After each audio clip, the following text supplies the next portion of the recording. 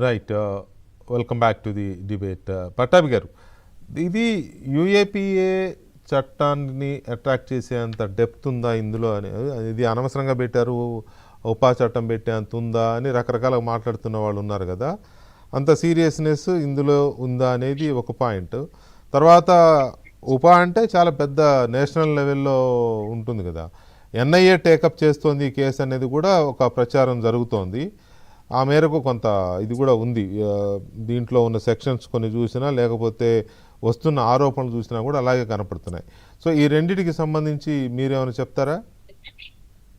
Yeah VK గారు, ఒకటి UAPA section పెట్టే అంత తీవ్రత ఈ కేసులో ఉందా అన్నది మీ మొదటి ప్రశ్న. ఇప్పుడు unlawful activities prevention act UAPA, ఖచ్చితంగా ఈ యాక్ట్ ప్రయోగించాల్సినటువంటి అవసరం ఏర్పడింది కాబట్టి ఈ చట్టాన్ని ఉపయోగించడం జరిగింది. ఎందుకు అవసరం ఏర్పడింది అంటే, ఇవాళ ఈ జోసెఫ్ ఉరఫ్ రావణ్ అనే వ్యక్తి ఎవరైతే ఉన్నారో అతను ఒకసారి కాదండి, కంటిన్యూస్గా అదే ఎజెండాగా పెట్టుకుని ఒక కుట్రలో భాగంగా అతను అటువంటి తీవ్రమైనటువంటి పదజాలంతో వ్యాఖ్యలు చేయటం, రెండు మతాలని అనుసరించే వారి మధ్య ఏదో ఒక రకంగా ఒక చిచ్చు పెట్టి ఒక గొడవ సృష్టించి దాని ద్వారా సమాజంలో శాంతి భద్రతల్ని విఘాతం కలిగించేటటువంటి ప్రయత్నం చేశాడు కాబట్టే యుఏపిఏ యాక్ట్ ప్రయోగించాల్సిన అవసరం ఏర్పడింది.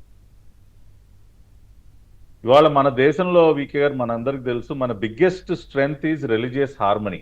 కరెక్ట్. హిందూ దేశమైనటువంటి భారతదేశంలో అన్ని మతాల వారు కూడా కొన్ని శతాబ్దాలు, కొన్ని వందల సంవత్సరాల నుంచి ఎటువంటి ఇబ్బంది లేకుండా ఒక సోదర భావంతో పరస్పరం ఒకరినొకరు గౌరవించుకుంటూ ఇవాళ అందుకున్న యూనిటీ ఇన్ డైవర్సిటీ అంటారు సార్. మీకు ప్రపంచంలో మరే ఇతర దేశంలో కూడా ఈ రకమైనటువంటి సొసైటీ, ఇంత అద్భుతమైనటువంటి రిలీజియస్ హార్మనీతో కొనసాగుతున్నటువంటి సొసైటీ మీకు ప్రపంచంలో ఎక్కడ కనపడదండి. It is only in India. That is the biggest strength of India. అటువంటి ఈ రిలీజియస్ హార్మోనీని కావాలని కొంతమంది కుట్రపూరితంగా దెబ్బతీసి ఒక అశాంతిని సృష్టించి ఇవాళ డీస్టెబిలైజ్ చేయాలి ఇక్కడ ఉన్నటువంటి ప్రభుత్వాల్ని అని ఏదైతే కుట్ర పనుతా ఉన్నారో, అంతకంటే ఇంకా గొప్ప కాంటెక్స్ట్ ఏం కావాలి సార్? ఒక పక్కనేమో నక్సలైట్ నాయకులకి నేను జై కొడతాను, తీవ్రవాదులకు నేను జై కొడతాను, తీవ్రవాదులకి ప్రజాస్వామ్య హక్కులుండవా, అత్యంత ఉగ్రవాదులకి, కసబ్ లాంటి ఉగ్రవాదులకి డెమోక్రాటిక్ రైట్స్ ఉండవా అని మాట్లాడుతున్నటువంటి వ్యక్తులు వాళ్ళు ఇప్పుడు ఇటువంటి వాళ్ళ కోసమే కదా సార్ ఇటువంటి చట్టాలు తీసుకొచ్చిందే, ఇటువంటి వాళ్ళని కట్టడి చేయటం కోసం. ఇంక ఇటువంటి వాళ్ళపైన కూడా ఆ చట్టాలు ప్రయోగించకపోతే ఇంకా ఆ చట్టాలకి అర్థమే ఉంటుందండి. నిజంగా అందుకనే it is a 200% fit case. UAPA ప్రయోగించడానికి 200% ఇది ఫిట్ కేసు. అందుకనే ఆ చట్టాన్ని ప్రయోగించడం జరిగింది. కాదని మనం ఎవరు కూడా చెప్పడానికి అవకాశం లేదు, ఎందుకంటే దానికి సంబంధించినటువంటి ఎవిడెన్సెస్ కళ్ళ ముందు కనపడుతుంది. రెండోది, ఎస్, ఖచ్చితంగా ఎన్ఐఏ దర్యాప్తు చెయ్యాలి.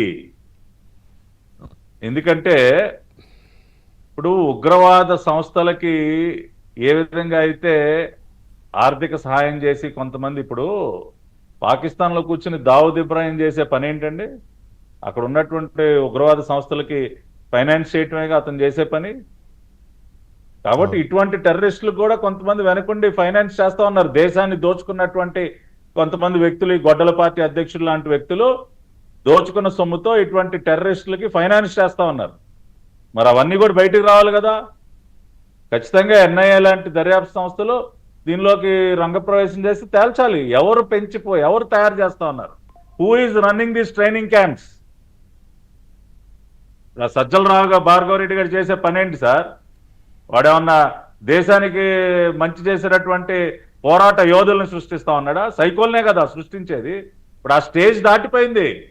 వీకే గారు ఆ నెక్స్ట్ లెవెల్కి వెళ్ళిపోయారు. ఇప్పుడు సైకోల్ని తయారు చేసే స్టేజ్ దాటిపోయి ఇటువంటి టెర్రరిస్టులను తయారు చేసే స్టేజ్కి అప్గ్రేడ్ అయ్యారనమాట.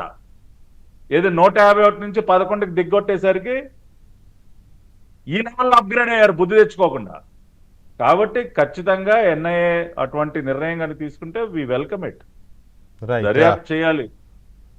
రైట్ యామిని గారు, ఇప్పుడు నక్సలైట్లకు సంబంధించి